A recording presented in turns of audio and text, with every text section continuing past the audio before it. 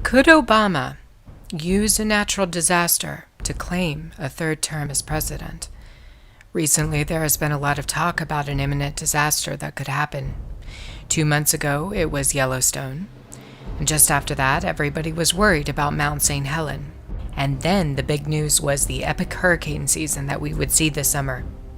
And now, all the attention is focused on the Cascadia subduction zone and the threat of a 9.0 earthquake that could affect millions of people along the West Coast. It's as though the government is cluing us in that a huge natural disaster is going to happen at any moment, and it could be anything, and we should be prepared. Why are they doing this? Obama and FEMA officials have spoken out now on several occasions. People need to be ready for a cataclysm, that they should have stored food, water, and other supplies and have an escape route. Obama isn't the only leader talking about an imminent event. The Canadian government is also making preparations for a disaster. British Columbia has spent millions of dollars in readiness for a massive earthquake and tsunami. British Columbia's emergency preparedness minister says it's not a matter of whether an earthquake will hit the West Coast or not. It's a matter of when it will hit.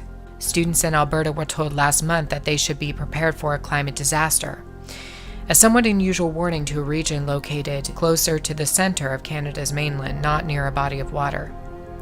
Looking at the U.S.'s West Coast, Washington State Governor Jay Inslee has recently started preparing emergency services in his state. He cites that it's not a matter of if, but when, for the Cascadian earthquake to happen.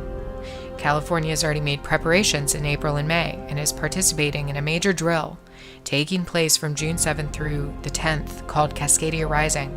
This involves the states of Washington, Oregon, and California and is backed by FEMA.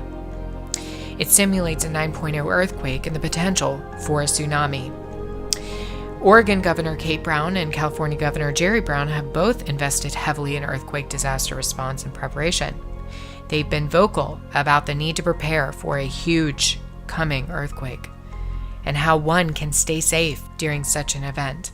Additionally, several mainstream media publications have pushed people in the US and Canada to prepare now for a climate devastation. It's not a matter of if, but when for us. And today, thousands of first responders held a massive drill to make sure that they know what to do when that big one strikes. 9.0 magnitude earthquake and tsunami hits.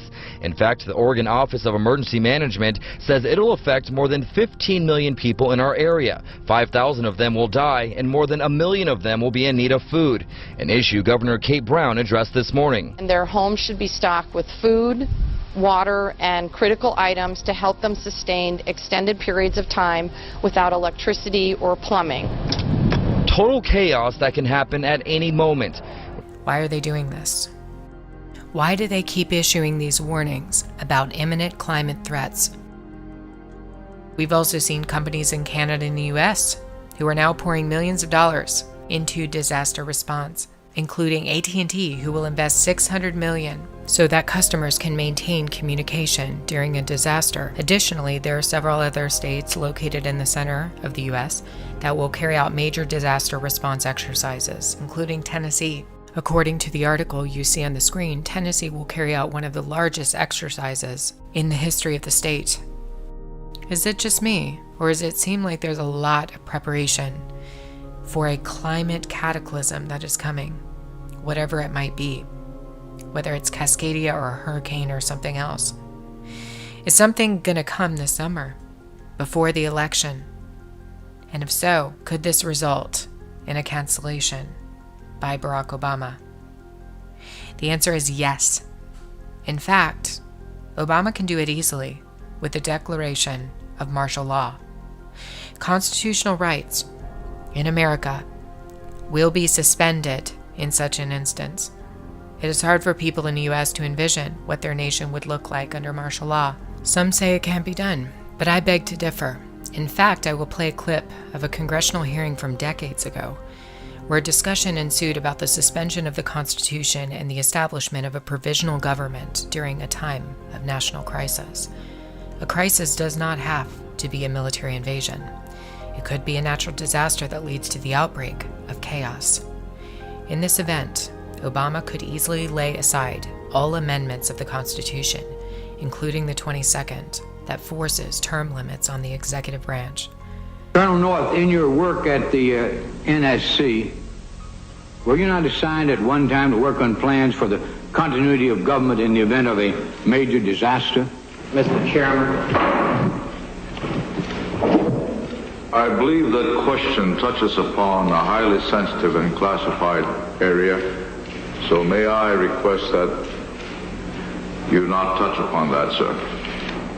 I was particularly concerned, Mr. Chairman, because I read in Miami papers and several others that there had been a plan developed by that same agency, a contingency plan in the event of emergency that would suspend the American Constitution. And I was deeply concerned about it and wondered if that was the area in which he had worked. I believe that it was. May I most respectfully request that that matter not be touched upon at this stage. If we wish to get into this, I'm certain arrangements can be made for an executive session. And tragically, the only member who got close was Jack Brooks, and he was stopped by the chairman. But the truth of the matter is that, yes, you do have those standby provisions, and the plans are there, and the statutory emergency plans are there, whereby you could, in the name of stopping terrorism, apprehend, invoke the military, and arrest Americans and hold them in detention camps.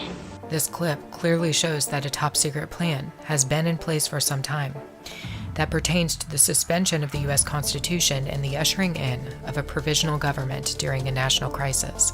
For the naysayers, here is a congressman who was told to shut up when he questioned that such a plan was already in place.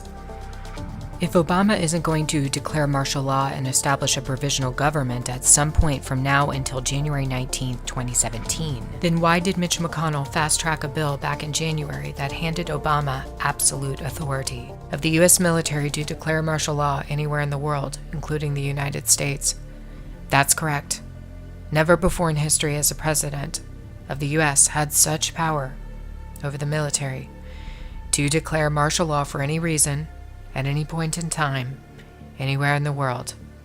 Martial law changes everything, even constitutional rights. You no longer have them. They're gone, including the 22nd Amendment, which limits Obama to 2 terms. He no longer would be forced to leave office if martial law was declared. Several individuals have spoken out publicly about the potential for an Obama 3rd term with the eruption of a major calamity in the United States.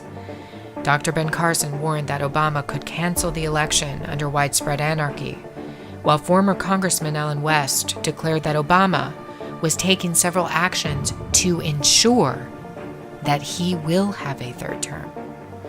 Larry Nichols has spoken out about Obama's plot to keep power using a FEMA provisional government, and Democratic Senator Chris Murphy warned on the floor of the Senate back in January that Mitch McConnell's bill was handing martial authority to Barack Obama. Is working.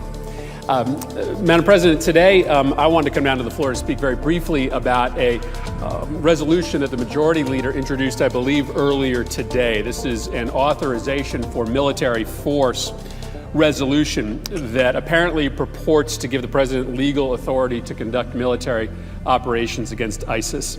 Before we break for the weekend, Madam President, I thought it was important to come to the floor to explain why, very briefly, to my colleagues, to explain what this resolution really is.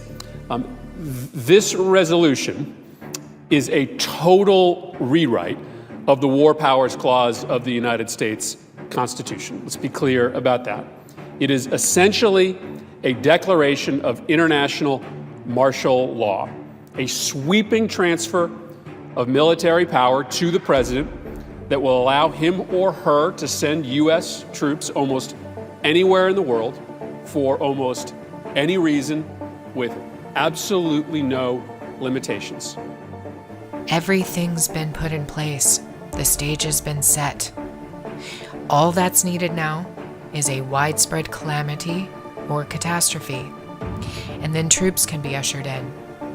And the Marshall Declaration can be made in the United States. An Obama third term scenario is really not hard to accomplish. If the Cascadia subduction zone were to blow, or any other type of natural disaster, such an event could easily cause enough chaos, looting, and rioting for Obama to declare the Marshall State. Once he does this, the 22nd Amendment goes up in smoke, and his third term is ushered in.